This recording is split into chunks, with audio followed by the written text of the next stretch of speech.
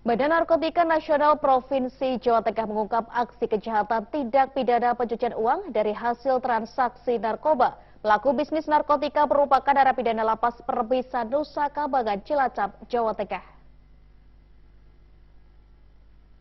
Selamat Teguh Wahyudi, warga binaan Lapas Permisan Narkoba Nusa Kambangan, Cilacap, serta istrinya Awe, warga Perum Greenwood, Gunung Pati, Semarang, Kamis yang dihadirkan dalam ungkap kasus tindak pidana pencucian uang oleh Badan Nasional Narkotika Provinsi Jawa Tengah. Kasus ini terbongkar setelah petugas BNNP Jateng menangani kasus salah satu tersangka penyalahgunaan narkotika. Dari penelusuran petugas terdapat aliran dana narkotika atas nama Tatang yang dikendalikan oleh Slamet Teguh Wahyudi dari Lapas Narkotika Permisan Nusa Kambangan. Berdasar temuan itu, petugas berhasil mengamankan aliran dana narkotika yang dikelola oleh istri Slamet Teguh Wahyudi untuk membeli rumah, kendaraan bermotor, serta tabungan di salah satu bank swasta. Dari pengembangan kasus, petugas kemudian menyita sebuah rumah berlokasi di Perum Greenwood, Semarang, sepeda motor, sertifikat tanah, logam mulia, dan uang serta rekening koran dengan total aset mencapai 800 juta rupiah.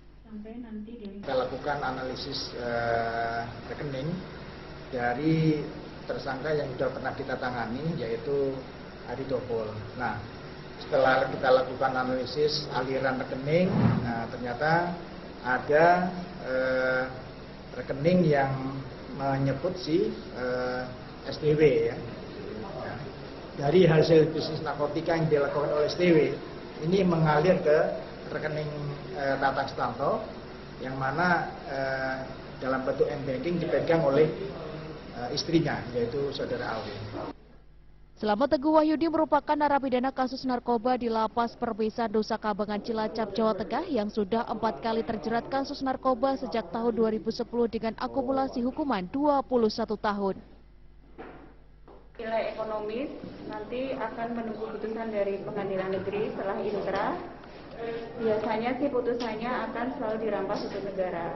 Atau kalau misalnya kayak rumah-rumah seperti ini akan dilelang dulu, kemudian nanti hasilnya akan disetorkan kepada negara. Seperti itu.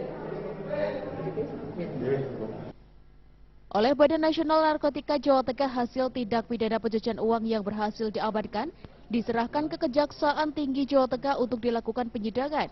Kedua tersangka selain dijerat dengan Undang-Undang Narkotika juga akan dikenai jeratan Undang-Undang tentang pencucian uang dengan ancaman hukuman 15 tahun penjara. Hedi Nugroho, Semarang TV.